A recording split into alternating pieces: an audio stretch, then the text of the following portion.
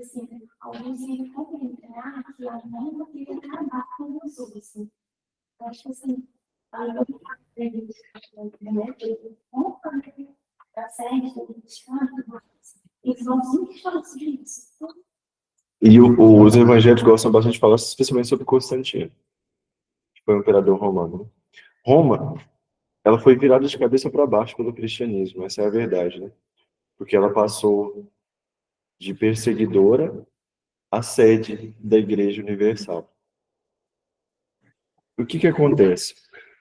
Eu acho que a semente para Roma se tornar cristã foi o sangue dos mártires, das pessoas que morreram ali, nos circos romanos, né? Mas Constantino, a conversão dele foi realmente um grande passo ali. Depois teve a abertura em 313 para você ser cristão, se quisesse, e em 380 Roma se declarava cristã. Então já era uma confissão cristã da política, né?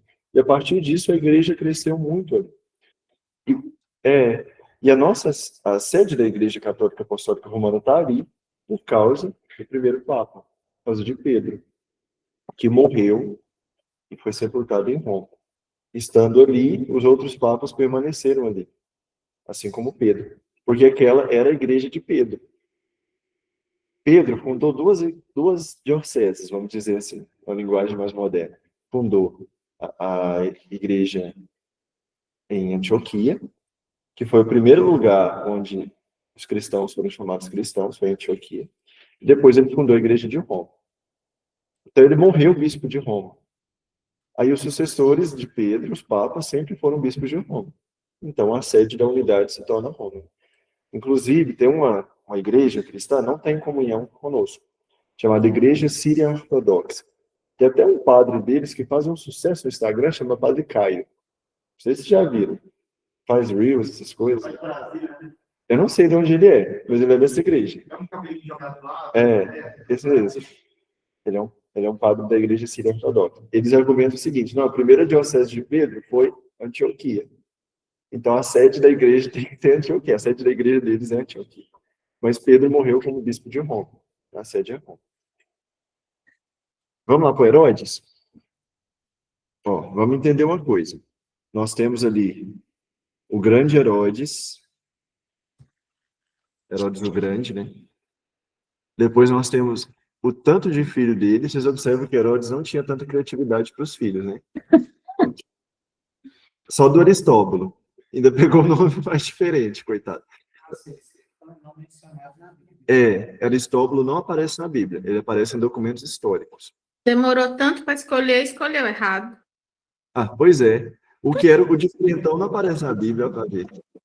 Então nós temos, olha, o Herodes Arquelau, o Herodes Filipe I, o Herodes Antipas, o Herodes Filipe II e Aristóbulo. Aristóbulo era pai de Herodes Agripa, que era pai de Herodes Agripa II. Inclusive, Aristóbulo era pai de Herodias, que na Bíblia aparece, na melhor tradução, como Herodíades.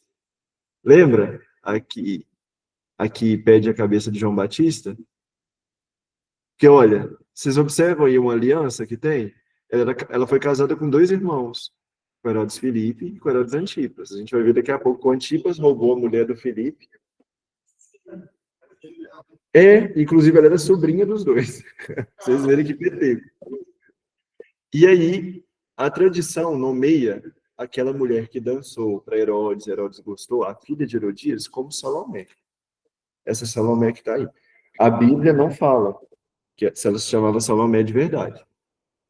Mas o nome dela, na tradição, é Salomé. Ok, vamos lá primeiro para Herodes o Grande. Herodes recebe esse nome, o Grande, porque ele foi rei de toda aquela região. E ele era um homem de pulso muito firme. E dizem de um temperamento muito forte. Vamos ver uma citação no contexto do nascimento de Jesus. Os reis magos conversam com Herodes, inclusive. Vamos lá no Evangelho de Mateus, no capítulo 2º, a partir do capítulo 2º.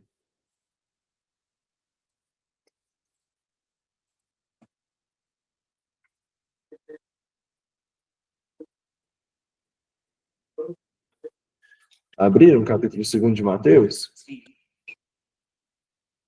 Vamos lá, então. Tendo Jesus nascido em Belém da Judeia, no tempo do rei Herodes. Então, esse Herodes, se vocês quiserem marcar na Bíblia de vocês, é o Herodes o Grande. Eis que vieram magos do Oriente a Jerusalém perguntando: onde está o rei dos judeus, o recém-nascido? Com efeito, viram a sua estrela no céu surgir e viemos homenageá-lo.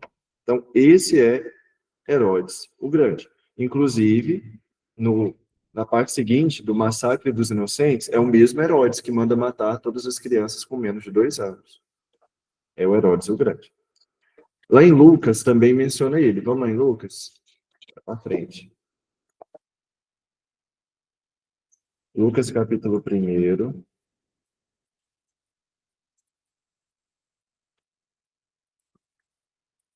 Versículo 5. Aqui vai falar do contexto do nascimento de São João Batista. Lucas, capítulo 1, versículo 5. Nos dias de Herodes, rei da Judeia, houve um sacerdote chamado Zacarias, da classe de Abias, sua mulher, descendente de Arão, chamava-se Isabel.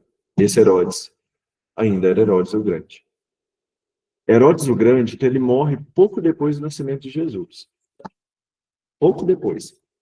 Inclusive, vou resgatar um tema de história da igreja que eu penso que vocês estudaram. Que Jesus nasceu antes de Cristo. Vocês viram isso? Que a nossa contagem de anos ela é errada. Por causa de um monge, diz que ele era bem baixinho assim, chamado Dionísio Pequeno, ele errou o cálculo. Então, provavelmente, Jesus nasceu uns 6 anos antes de Cristo. Meio louco, né? Por causa do rei Herodes. O rei Herodes tem registro histórico que ele morreu no ano 4 antes de Cristo.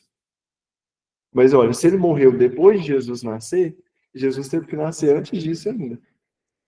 Porque a hora que Herodes morre, que Nossa Senhora, São José e Jesus saem do Egito e voltam para a Terra Santa. Depois da fuga. Né? Ou seja, Jesus já tinha nascido. Mas se Herodes morre no ano 4 antes de Cristo, entendeu? Aí está o problema histórico, por causa do Herodes. Só mais uma coisinha aqui rapidinho, a gente já segue, beleza? Vamos ver, antes do intervalo, o Herodes Arquelau. Alguém quer perguntar? Acho que tem um áudio aberto aqui. Alguém está com o áudio aberto. O Herodes Arquelau, ele era filho de Herodes, o filho mais velho, e ele governou a Judéia por um pouco de tempo. E ele é o governador da Judéia quando Nossa Senhora, São José e Jesus voltam para a Terra Santa, saem do Egito. Vamos lá em Mateus 2, 22. Isso, 2, 2, 2.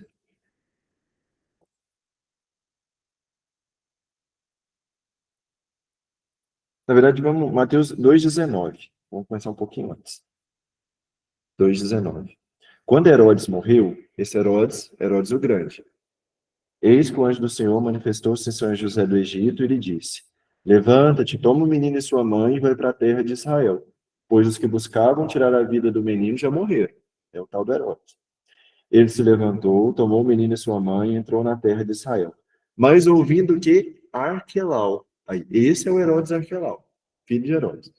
Ouvindo que Herodes Arquelau era rei da Judeia, em lugar de seu pai Herodes, teve medo de ir para lá. Tendo recebido o aviso em sonho, partiu para a região da Galileia e foi morar na cidade de Nazaré. É por isso que São José muda para Nazaré, gente. Por causa do Herodes Arquelau. Nossa Senhora, na verdade, era de Nazaré. Mas a família de São José era de onde? De Belém. Belém está na Judéia. Então, quando São José está saindo com a Sagrada Família do Egito para voltar para a Judéia, provavelmente eles iam voltar para Belém. Mas aqui diz o quê? Que o Arquelau estava governando sobre qual parte? Judéia. E Arquelau, São José estava com medo de ser da mesma linha de Herodes, o Grande, o pai dele. Então ele vai para o norte e fixa em Nazaré. Aí, olha como Deus mexe na história, até que por causa de um tirano, Jesus cresce em Nazaré e é chamado de Nazareno, por causa disso.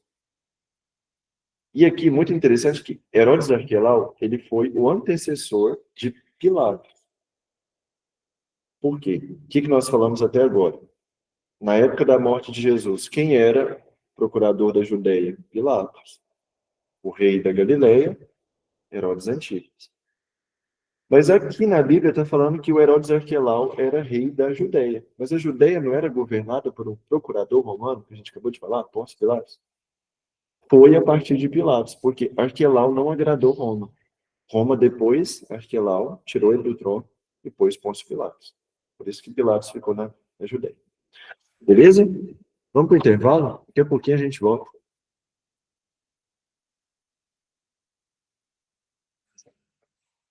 Gente, é nome demais, né? Fuça aqui, volta ali.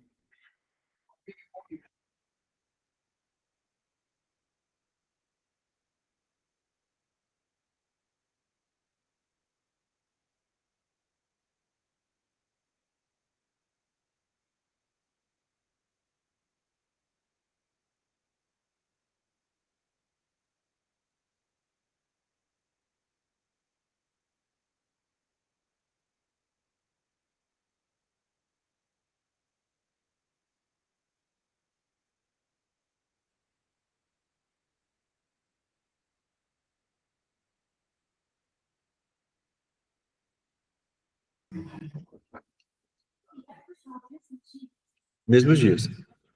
Geralmente muda alguns dias de aula quando a gente tem um compromisso formativo, né? Por exemplo, essa semana nós vamos estar fora. A gente está com recesso. De amanhã até domingo. Aí tive que adiantar para terça, né? Mas os dias mantêm.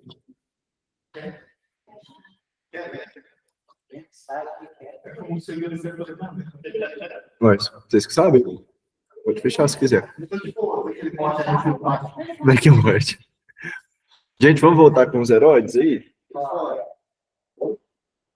Pessoal de casa, tá ouvindo? Já voltaram no reino dos mortos aí? Sim. Sim. Então, bora. A gente tem que matar muito Herodes hoje. Então, nós acabamos falando do Arquelau, que reinou na Judéia no lugar do pai, o Herodes Magno, ou Herodes o Grande. Foi na época que a Sagrada Família voltou para a Terra Santa. Nós temos agora o caso do Herodes Filipe. O Herodes Filipe, ele aparece na Bíblia por acidente, porque a Bíblia estava tentando falar sobre Herodíades, que era mulher de Filipe e foi tomada por mulher pelo Herodes Antipas. Então vamos ver onde o Filipe aparece. Nós já estamos em Mateus, vamos lá no capítulo 14, versículo 3.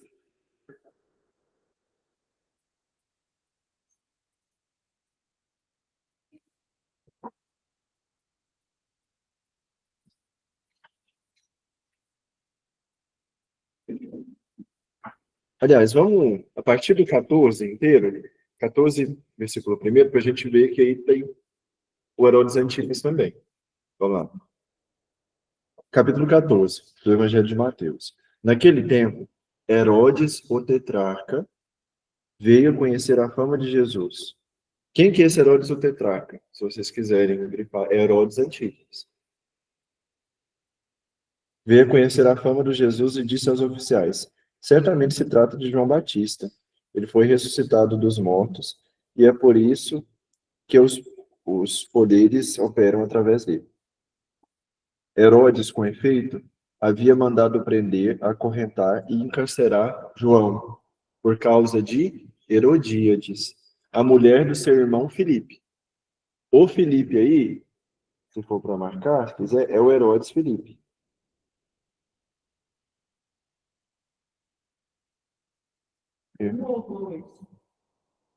Esse é um. Isso, Filipe 1. O tetrarca é o Antipas. Então, para a gente entender, o Antipas toma Herodíades do Filipe, que era seu irmão. E é isso que João Batista condena. Aí Herodíades fica com ódio mortal e ela fala para Salomé dançar na frente de Herodes e da corte no dia de banquete. Salomé dança, Salomé era filha de Herodíades com Herodes Filipe. E Herodes Antipas diz assim, que dá tudo para ela que ela quiser, até metade do reino. E ela pede uma bandeja de prata a cabeça de João Batista. Então, por causa da Herodíades. Bem caso de família, tipo. Se a Cristina Rocha tivesse aqui nessa época, ia passar no SBT, com certeza.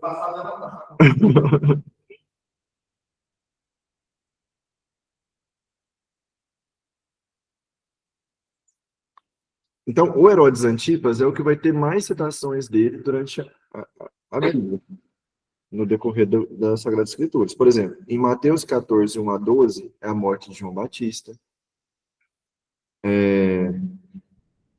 Em Lucas 3, 1, fala dele como tetrarca da Galileia.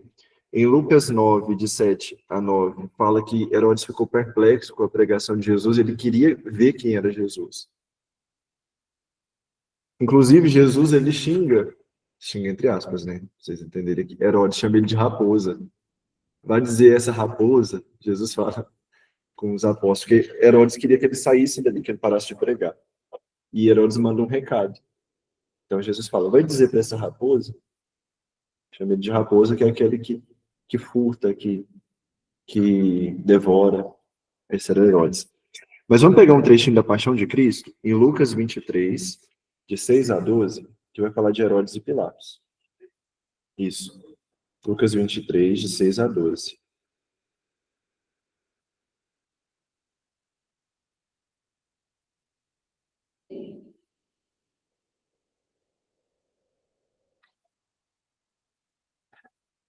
A essas palavras, Pilatos perguntou se Jesus era galileu.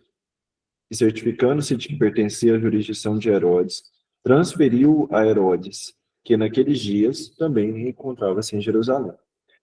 Vendo a Jesus, Herodes ficou muito contente.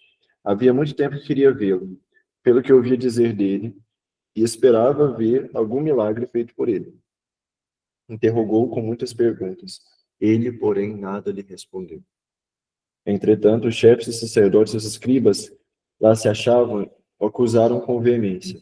Herodes, juntamente com sua escolta, tratou com desprezo e escárnio, e vestindo-o com a veste brilhante, o mandou novamente a Pilatos.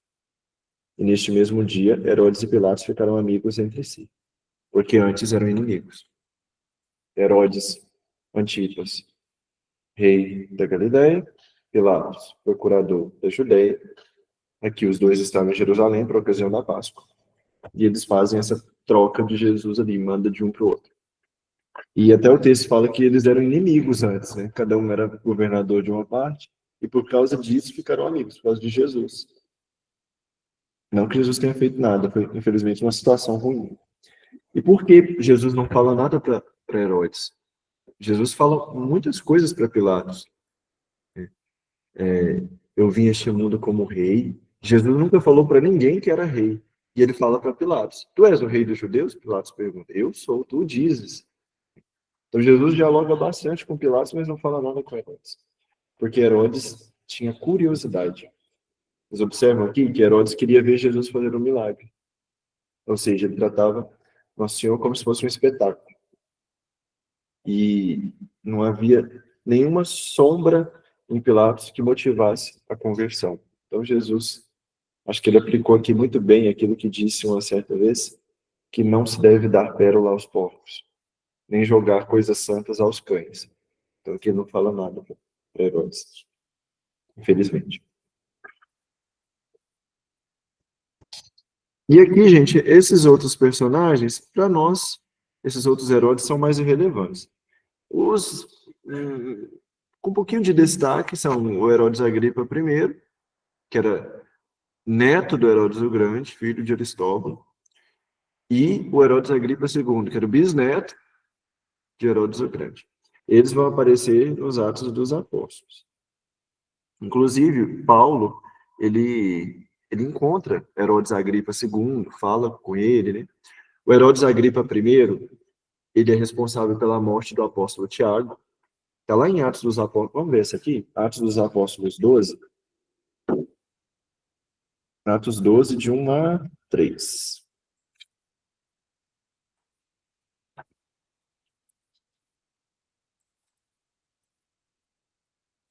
Atos 12, de 1 a 3. Então, quando vai falar de Herodes como perseguidor da igreja, depois de Cristo, já não é mais Herodes Antipas. Agripa I ou Agripa II. Então vamos lá no 12. Nesta mesma ocasião, o rei Herodes, esse é o Agripa I, começou a tomar medida visando maltratar alguns membros da igreja. Assim mandou matar a espada Tiago, irmão de João. Então, esse é o primeiro apóstolo a ser morto. E as escrituras testemunham. Tiago foi morto pela espada, por mando do rei Herodes Agripa I. E como que foi a transição de reinado? É muito escasso para a gente as informações, sabe? Biblicamente falando, a gente não tem texto algum que fala. A Bíblia só nomeia os heróis e insere eles nesse contexto aqui. De um modo geral, havia muita briga política nesse período, inclusive dentro de próprias famílias. Isso era característica do tipo de governo romano. Em Roma, pai matava filho, irmão matava irmão, tudo por causa de poder. Aqui nos Herodianos foi a mesma coisa. Então teve muito sangue derramado. Mas não temos informações, biblicamente falando, sobre como foi essa sucessão. Eles só aparecem.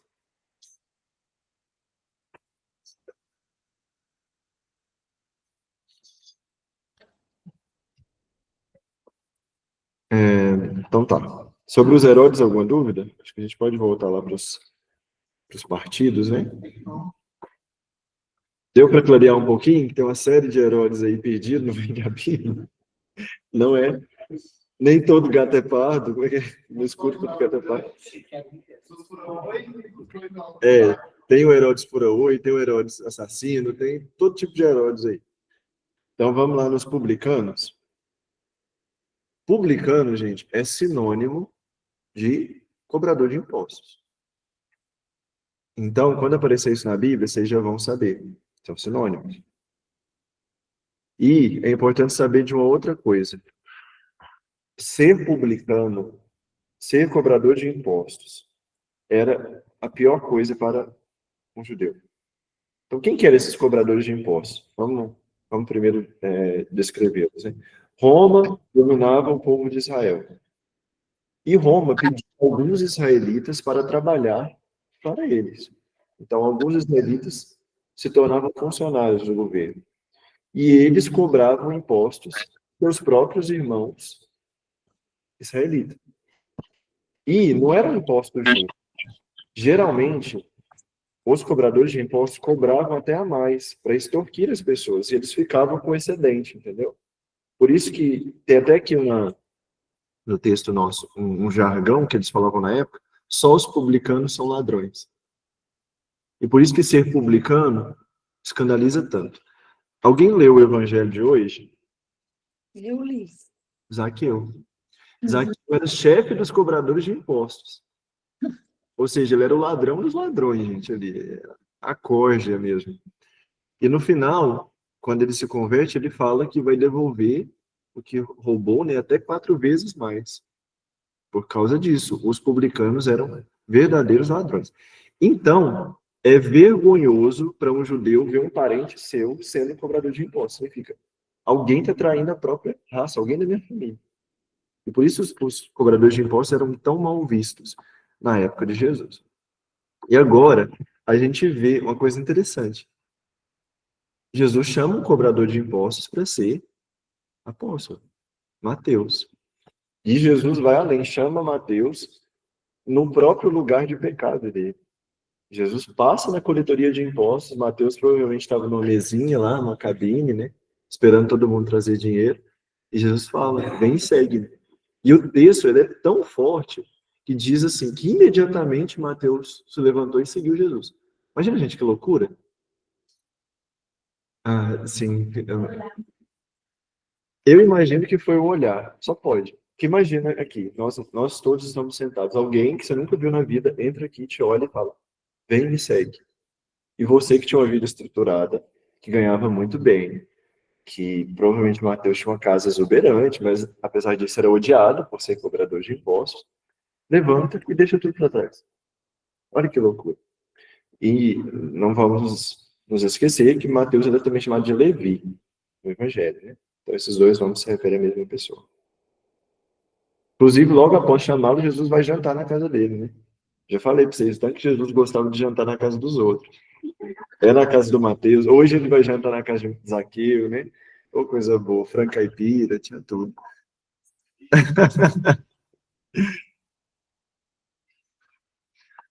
Desce depressa, Zaqueu. Põe água no feijão. Vamos aqui. Várias passagens nas quais os publicanos são equiparados aos pecadores. Jesus comia com publicanos e pecadores, por isso os discípulos foram questionados pelos fariseus. Mateus 9:13. Jesus foi acusado de ser um glutão. Glutão é a pessoa que come demais. A gente acabou de falar aqui, né? Jesus foi acusado de ser um glutão e bebedor de vinho, além de amigo dos publicanos e pecadores. Jesus deixava os escribas e fariseus irritados ao vê-lo na companhia dos pecadores e publicanos. Marcos 2:16. E assim por diante, aqui, continua. E olha que coisa interessante. Mateus era cobrador de impostos. Na verdade, isso eu acho uma curiosidade. Eu nem sei se as pessoas percebem. Mateus era cobrador de impostos. Então, ele era tipo um contador. Eu imagino a prática de Mateus com contar dinheiro, com fazer economia. Mas quem no grupo dos 12 fica com a bolsa das moedas? Judas. Olha que coisa, vocês pensaram nisso? Que coisa curiosa. Por que Jesus não deixa o dinheiro com Mateus, né? Mateus que parece que anotava tudo ali. Mas justamente Judas. É claro, não tem interpretação para isso, né? Mas, às vezes, a gente pode fazer umas interpretações espirituais. Mateus se machucou muito com o dinheiro. Às vezes, isso para ele era uma situação de peso de consciência forte, né? Quem sabe? E Jesus passou para outro. Ou talvez fosse o caso de Jesus testar a própria fidelidade de Judas. Porque no Evangelho, diz que Judas roubava a bolsa. Então, Judas, a primeira traição dele não foi, digamos assim, entregar Jesus. Mas ele roubava o dinheiro dos apóstolos. Então, talvez fosse Jesus tentando testar a fidelidade, não no sentido de pô-lo à prova para ver ele cair, mas para vê-lo vencer na virtude, né? Superando o vício que ele tinha, talvez. Interpretações, a gente nunca vai saber por quê. Só no céu. Primeira pergunta no céu, gente, quem for o primeiro vai ser: Senhor, por que o senhor deu a bolsa do dinheiro para o Judas? E não para o Mateus, né? Quem for o primeiro? Volta. Só não volta para me contar. Eu não quero ver a aparição de ninguém. Vamos lá nos saduceus e sacerdotes. Gente, os saduceus eram a nata religiosa de Israel. Nós vamos ver aqui o seguinte: os saduceus eram o partido religioso, econômico e político dominante na época de Jesus. A ele pertencia a maioria dos sacerdotes, favoráveis à presença romana, ou seja, eram, de certa forma, traidores, né? Apoiavam Roma, assim como os herodianos. Eram materialistas, e isso aqui, grifem ou anotem com muita atenção. Saduceus não acreditavam na ressurreição, nem nos anjos. Esse talvez seja o ponto mais importante da descrição a respeito dos fariseus, dos saduceus, perdão. Apesar da pequena quantidade, ou seja, eles eram poucos, eram reduzidos, os saduceus representavam a aristocracia dominante no judaísmo nos tempos do Novo Testamento. O nome desse grupo, de onde vem o nome saduceu, gente? Olha aqui. Vem de Sadoc, que era um sumo sacerdote na época do reinado do rei Salomão. Então a gente vai ver sobre esse Sadoc lá, nós não vamos abrir, mas só aqui para vocês verem, lá no livro de 1 Reis. E por causa de Sadoc veio os saduceus. Um sumo sacerdote deu nome a essa classe de sacerdotes. Eles formavam o escalão superior dos sacerdotes e parte do sinédrio, exercendo por isso grande influência política. Já ouviram falar de sinédrio? Sinédrio aparece muito no Novo Testamento, especialmente no julgamento de Jesus. Jesus comparece diante do sinédrio. O sinédrio era um conselho que era composto por 71 pessoas, dentre elas fariseus, saduceus como a principal classe, os mestres da lei também. E o objetivo do sinédrio era preservar os costumes, preservar o cumprimento das leis e aplicar a justiça, fazer os julgamentos. Então, lá no Sinédrio, eles se sentaram em U. Eles se sentaram. A própria palavra Sinédrio vem de sentar junto, que eles se sentaram perto do outro. Sempre a palavra sim, em grego, significa junto. Por exemplo, simpatia. Significa ter um sentimento em conjunto com alguém. Simpatia. Né? E etc. Ou sinagoga. Os que são conduzidos juntos. Assim por diante. Então, os saduceus compunham a parte dominante do Sinédrio. Ao contrário dos fariseus, que reconheciam a importância da tradição oral, os saduceus aceitavam somente a lei escrita, a Torá. Por influência da cultura pagã, era uma religião materialista secularizada que negava a existência do mundo espiritual, a gente acabou de ver, dos anjos, e não acreditava na ressurreição dos mortos, nem na vida futura. Ou seja, eles não acreditavam em paraíso. Olha que loucura, gente. Sacerdotes que não acreditavam em vida futura, ou seja, em salvação, em vida com Deus. A vida para eles, portanto, se resumia aqui e agora, sobre a qual Deus não tinha nenhuma interferência. Quanto a esse grupo, Jesus disse aos seus discípulos para tomarem cuidado com o fermento dos saduceus, símbolo do mal e da corrupção. Vamos ver algumas passagens aqui? Vamos lá em Atos 23, 8.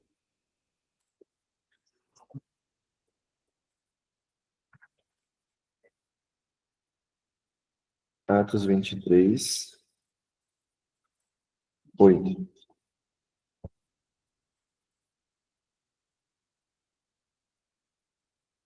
Aqui nós temos Paulo diante do Sinédrio. O Sinédrio a gente acabou de ver, né? Então, lá no versículo 8. Pois os saduceus dizem que não há ressurreição, nem anjo, nem espírito. Ó, explicando o que a gente acabou de ver. Enquanto os fariseus sustentam uma e outra coisa. Então, esse aqui, se vocês um dia forem fazer uma pregação e citarem a doutrina dos saduceus, aqui explica. E nesse contexto, Paulo ele usa de uma testemunha muito interessante. Olha para vocês verem, tanto que Paulo é esperto. Levaram Paulo para ser julgado pelo Sinédrio. No Sinédrio tinha saduceus, fariseus, como eu disse. E eles tinham visão oposta. E Paulo, ele era expressamente fariseu. E ele diz assim, lá no Sinédrio, ó, meus irmãos fariseus, eu estou sendo julgado aqui pela minha esperança na vida eterna e na ressurreição. Porque realmente é a pregação de Jesus, a vida eterna e a ressurreição. Coincide com a pregação dos fariseus. E Paulo solta isso em voz alta. E aí os saduceus levantam e começam a brigar com os fariseus sobre isso, sobre vida eterna, sobre anjo. Então Paulo, ele despista, ele joga a briga de lado para fariseus e saduceus começarem a brigar e ele ficar ali quietinho. E só jogou a semente da discórdia e saiu, né? Então é o que Paulo faz nesse capítulo 23 aqui, diante do Sinédrio. Ou vamos ver aqui um outro. Ah, essa é interessante. Marcos 12, 18.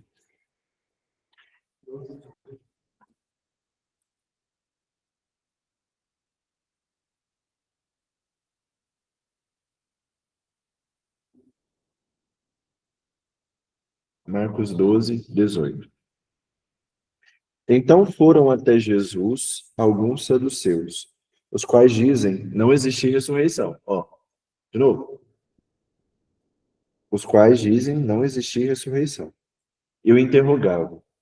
Mestre, Moisés deixou-nos escrito: se alguém tiver irmão que morra deixando mulher sem filhos, tomará ele a viúva e suscitará descendência para o seu irmão. Parênteses aqui, antes da gente continuar. Isso, se quiserem anotar, se chama Lei do Levirato.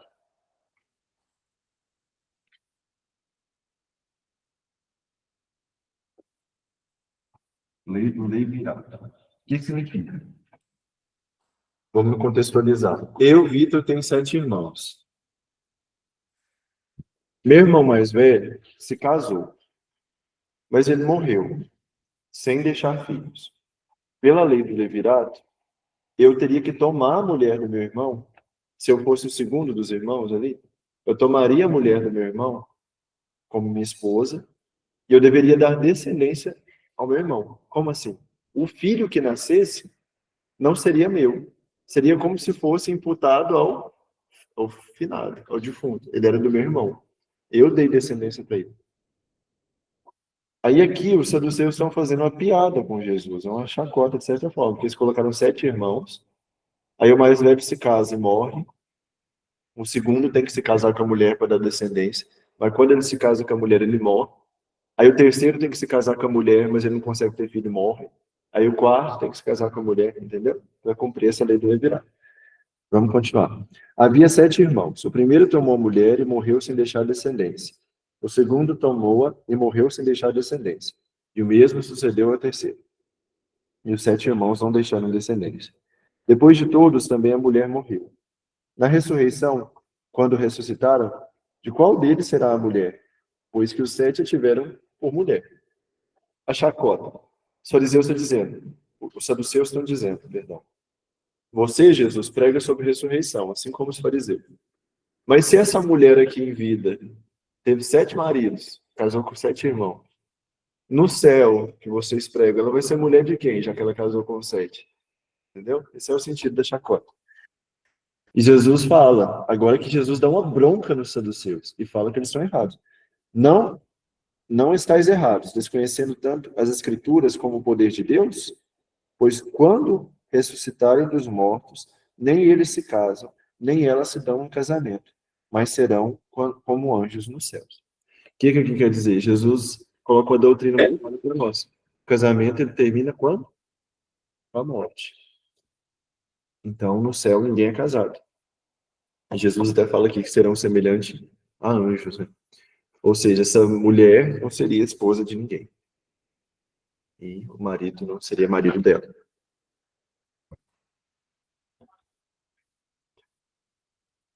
Vamos para os fariseus?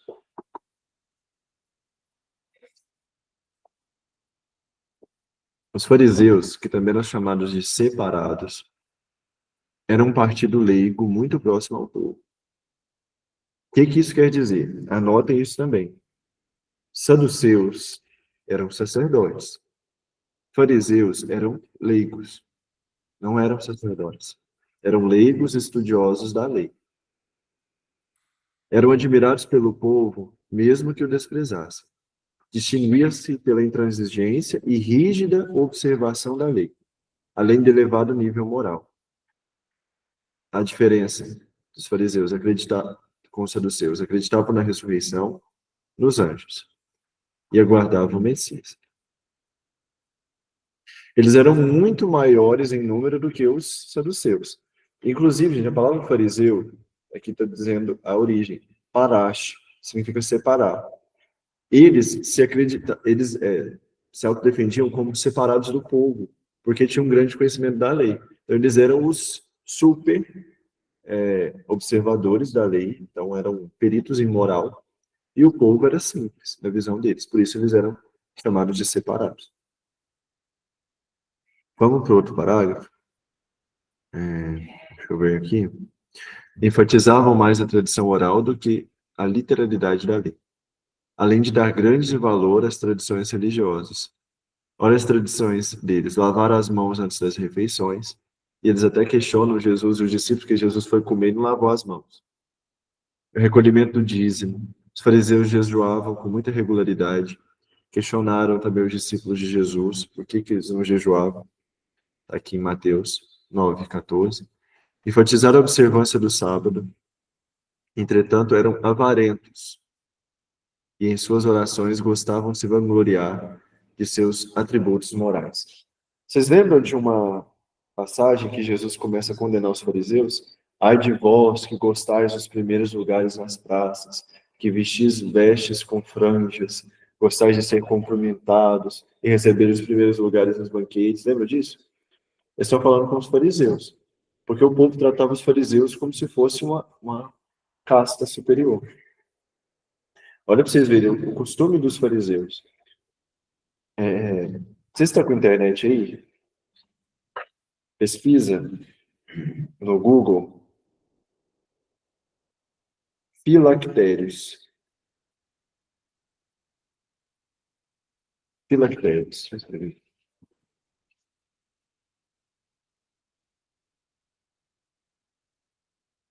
Era um costume do fariseu. Apareceu uma foto aí de um cara cheio de uma fita amarrada no braço, na cabeça. Viram?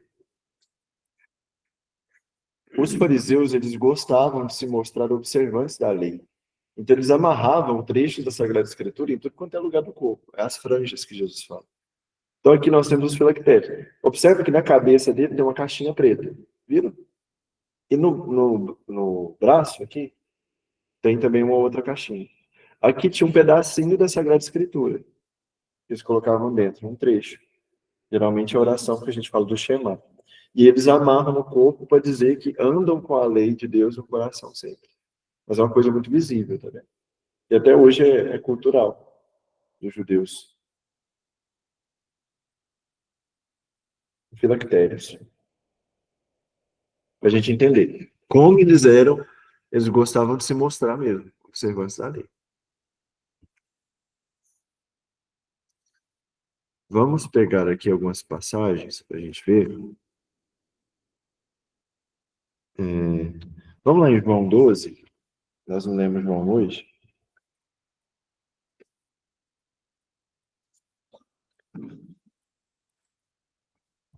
João 12, 42 a 43. Peter, Oi? eles eram observadores da lei, mas, e, por exemplo, igual Isaías falou da vinda do Messias, eles não interpretavam esses textos bíblicos, não? Eles Não. não reconheciam Jesus Cristo, mesmo eles conhecendo a lei tão bem? Não, assim, eles acreditavam na vinda de um Messias, sabe? Mas aquela velha história, o Messias para eles seria um libertador do povo de um domínio político. Então, eles nunca esperavam que o Messias seria Jesus, por exemplo. Mas o curioso é que a profecia de Isaías, da vinda do Messias, na verdade, Isaías fala: eis que a virgem conceberá e dará à luz um filho, e ele será chamado de Emanuel. Ela, para os judeus, se referia ao rei Ezequias, que veio pouco depois. Não se referia a Jesus para eles. Porque na época de Isaías, Israel passava por um período muito tenebroso, onde os reis praticavam idolatria, não obedeciam a Deus. E aí veio essa profecia de Isaías, junto. Eu esqueci agora o nome do rei Acás, junto ao rei Acás, falando que vai vir um novo rei, que será Emanuel. Esse rei é o rei Ezequias, que veio depois e foi um rei muito bom. Então, para eles, essa era a interpretação. Nem era a interpretação que a gente dá hoje nessa chave cristológica, né? É o Cristo que veio depois. Não. Eles acreditavam no Messias muito material. Era um libertador do povo, um rei bom, algo nesse sentido. Esse texto de Acasa é do primeiro encontro da novelinha de Natal. Ah, é?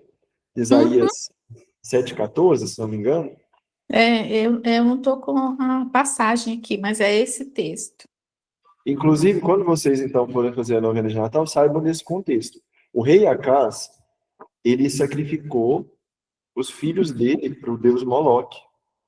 Então, na época, olha, a idolatria dos reis de Israel. Existia o deus Moloque, era um deus pagão, e esse deus, para ele, eles faziam o sacrifício de criança. E Acás sacrificou os próprios filhos. E é por isso que nessa passagem, quando vocês forem ler ela completa, antes de Isaías falar da profecia, uma virgem conceberá e dará à luz um filho, e seu nome será Emanuel, Deus fala assim para Isaías: toma teu filho e vai na presença de Acás. Por quê? Quando Acás olhar para Isaías e ver Isaías com o filho dele, ele vai sentir a dor no coração de ter sacrificado o próprio filho para Moloque. Então, é um contexto terrível ali, de muita perdição em Israel. É Isaías 7, de 10 a 14. Primeiro Isso. texto. Isso mesmo. Do primeiro, a gente fala de primeiro Isaías. Vamos lá então, João 12, 42 a 43.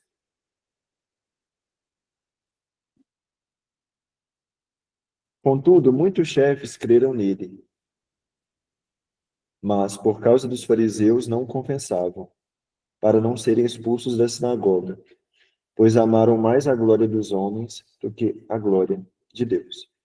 Aqui a gente vê os fariseus como os mestres da sinagoga. A sinagoga era o lugar que se ia para meditar a palavra de Deus. E os fariseus ensinavam a palavra de Deus lá. Inclusive, os fariseus depois expulsaram os cristãos da sinagoga. Porque quando Jesus ressuscitou, os cristãos ainda iam na sinagoga, participavam junto com os judeus. O próprio Atos dos Apóstolos termina com os apóstolos no templo. Então, eles viviam a realidade judaica. Mas depois os fariseus expulsaram Jesus. Expulsaram Jesus, não, expulsaram os cristãos da sinagoga. Deixa eu ver aqui. Marcos 7,3, para a gente ver a tradição dos fariseus.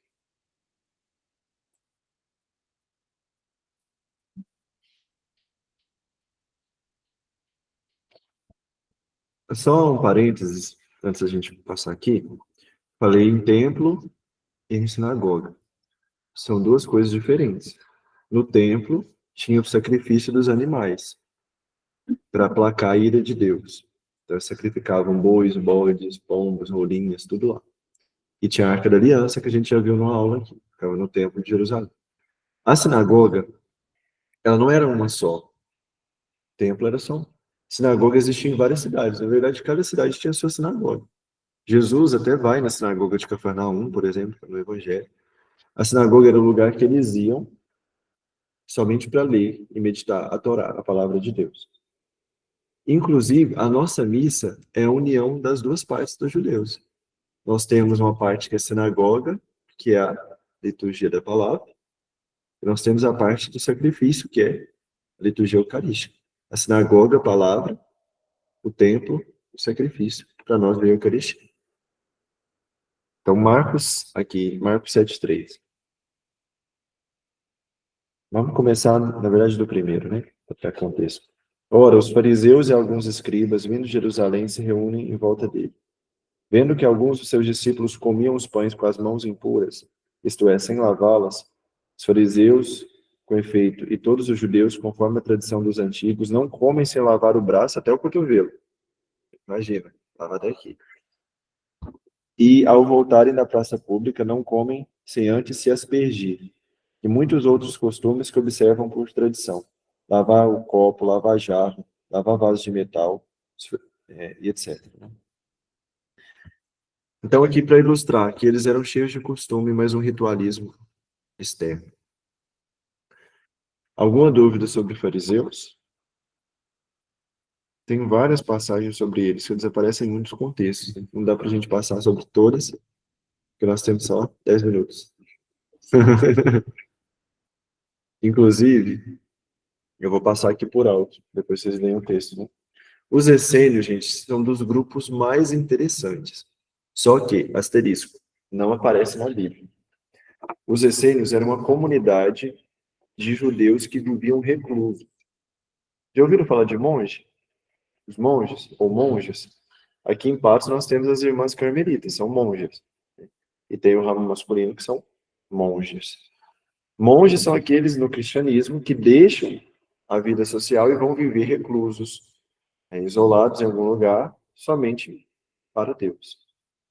Os essênios, eles queriam viver com mais radicalidade a lei. Eles achavam que a sociedade, na época, estava meio deturpada. Então, eles formaram comunidades rigorosas no meio do deserto.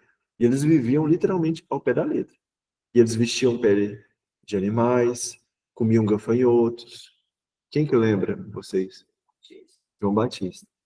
Um dos grandes questionamentos bíblicos era se João Batista participava da comunidade dos essênios. Porque o costume era muito parecido. Viver de forma austera no meio do deserto, isso que fez João Batista é o que fazia os essênios. Só que eles viviam em comunidade. E a gente não vê João Batista viver em comunidade, mas a gente vê que ele tinha discípulos. João Batista tinha discípulos. Então é muito curioso essa aproximação. Por exemplo, o batismo. Onde aparece o batismo pela primeira vez na Bíblia? Com João Batista. Com João Batista. Ele aparece batizando no Jordão. E os essênios, gente, eles tinham rituais de purificação com água. Olha que semelhança, né? muito parecido com o batismo. Inclusive, a palavra batismo, não sei se vocês sabiam, momento curiosidade do dia, significa concha. Concha, sabe aquela concha de ostra? De pérola? Porque era uma forma de batizar, de pegar água. Até hoje, em muitas paróquias, a gente vê uma concha de metal, parecendo uma concha de ostra, para batizar a criança na pia batismal. Então, o significado da palavra batismo. Esses eram os essênios. Só uma curiosidade, José era de uma desses grupos? São José? Não. Não. O que nós temos de informação de São José é que ele era descendente de Davi e da tribo de Judá. Só isso. De resto a gente não tem. Provavelmente ele não era essênio, porque ele vivia em sociedade, né? Mas pode ser que ele fosse um pouco parecido com a linha dos fariseus. Porque Jesus, a gente não pode falar que Jesus era fariseu, mas o pensamento de Jesus era parecido com os fariseus no que diz respeito à vida eterna, à existência de anjos, à ressurreição. Na verdade, não é que o pensamento de Jesus era parecido, né? Jesus é a própria verdade. Os fariseus que se pareciam com Jesus. Mas aí sobre São José, a gente não sabe, não dá para dizer nada. Infelizmente. A vida de São José é um grande silêncio. Vocês já ouviram falar sobre manuscritos do Mar Morto? Manuscritos do Mar Morto? Lá na Terra Santa tem um mar chamado Mar Morto. Depois vocês pesquisam, ou quem for na Terra Santa já vai sabendo. Esse Mar Morto, gente, é a maior concentração de sal em água do mundo. Então, é um mar com tanto sal, que você foi no Mar Vermelho? Quase você encontra Moisés lá. Ó. Moisés, Miriam. O Mar Morto, ele recebe esse nome porque nada sobrevive lá. Nada sobrevive lá, por causa do sal. E, curiosamente, por causa do sal, a pessoa boia. Então, se você estiver lá no Mar Morto, você pode deitar em cima das águas e ler um jornal, por exemplo, você não vai afundar. Ali na região do Mar Morto, um dia, um pastor de ovelhas estava passeando lá com suas ovelhinhas no meio do deserto. E aí ele foi brincar de tacar pedras. Tinha uma gruta, um buraco na rocha em cima. Ele foi brincar de acertar a pedra no buraco. E quando uma pedra entrou, fez ploc. Quebrou alguma coisa. E aí esse homem ficou curioso. Ué, se quebrou era porque era um vaso de argila. Mas por que esse vaso de argila está escondido dentro de uma gruta? Ele entrou lá e viu uma série de vasos de argila. E dentro dos vasos, que quebraram, os outros que ele abriu, tinha uma série de rolos antigos de textos bíblicos, que são os textos mais velhos das escrituras que a gente tem até hoje. Isso foi em 1945, 47, nesse período, logo depois da Segunda Guerra Mundial. Então, a gente tinha textos bíblicos do século X, 9, 8 depois de Cristo. E esse manuscrito do Mar Morto tem arquivos ali, manuscritos de 600 anos antes de Jesus. 600 anos antes de Jesus. E olha vocês verem que curioso. Lembra dos deuterocanônicos que a gente falou? Que judeus e protestantes não aceitam porque foram escritos em grego. E eles aceitavam só os escritos em hebraico. Nos manuscritos do Mar Morto acharam as versões hebraicas. Ou seja, os originais não eram gregos. Os judeus estavam errados. E os protestantes também. Esses livros deuterocanônicos têm versões antigas em hebraico. Então, aqui, esses manuscritos provavelmente foram mantidos lá pela comunidade dos essênios. Eles viviam no deserto e esconderam isso numa caverna. Talvez foram atacados algum dia, ou era a biblioteca deles, não sei. Não sei. É muita teoria, assim, né? Mas acredita-se que eles tenham escrito essas versões das escrituras. Aí. Meu Deus do céu, tá acabando, gente. Olha, os batistas, eu nem vou entrar aqui tanto. Os batistas eram os discípulos de João Batista, que eles pregavam o batismo. Né? Inclusive, André, irmão de São Pedro, o apóstolo, era discípulo de João Batista. E é através de João Batista que ele conhece Jesus. O que João Batista era de Jesus? Primo. Agora, depois em casa, leia o Evangelho de João. os primeiros capítulos, na verdade o capítulo 1º e o 2º, vocês vão observar que para o evangelho de João, João Batista não parece ser parente de Jesus. Porque João fala a seguinte frase: este eu não conhecia. Fala sobre Jesus, quando ele aponta o Cordeiro de Deus, ele diz que não conhecia Jesus antes. Então dá a entender, se ele não conhecia, como que ele não conhecia? Se Isabel e Nossa Senhora até foi para a casa de Santa Isabel, né? Com certeza era para João Batista ter sabido, sabido de Jesus, né? Mas João Batista diz no Evangelho de João que não conhecia Jesus.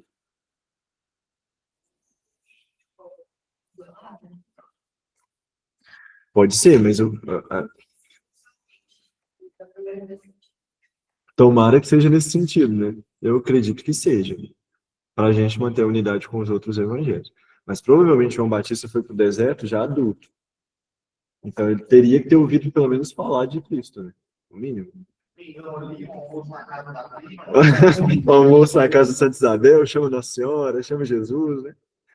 Os zelotas, gente, era um grupo que detestava o Império Romano. Se a gente tem os herodianos que eram a favor de Roma, os zelotas ou zelotes eram contra. Simão, um apóstolo, era zelota. Então eles eram um grupo que organizava guerrilha. Sabe o que é guerrilha? Essa luta armada. Tipo, a gente faz um grupinho informal aqui, a gente vai matar uns oficiais romanos e no escondimento, depois a gente some no meio do mato e aparece daqui um mês. Mais ou menos isso. Eles eram tipo Lampião, os cangaceiros. Nesse sentido. Agora vocês imaginam que baderna, capaz que Nosso Senhor aguentou no grupo dos 12 apóstolos. Que a gente tem Mateus, que era um partidário dos romanos, era um cobrador de impostos, trabalhava para Roma. E a gente tem Simão Zelote, que detestava Roma, e detestava cobrador de impostos. Será que eles tiveram umas rusgas lá no meio, né? Só Deus. Mas é capaz, né? Os samaritanos a gente já viu numa aula aqui. A gente viu que é um povo misto, e tinha muita idolatria em Samaria, por isso que os judeus detestavam os samaritanos. Acabou. É isso, gente. Depois vocês veem esse arquivo com mais calma. Eu achei super que ia dar tempo, mas qualquer coisa é só me mandar mensagem.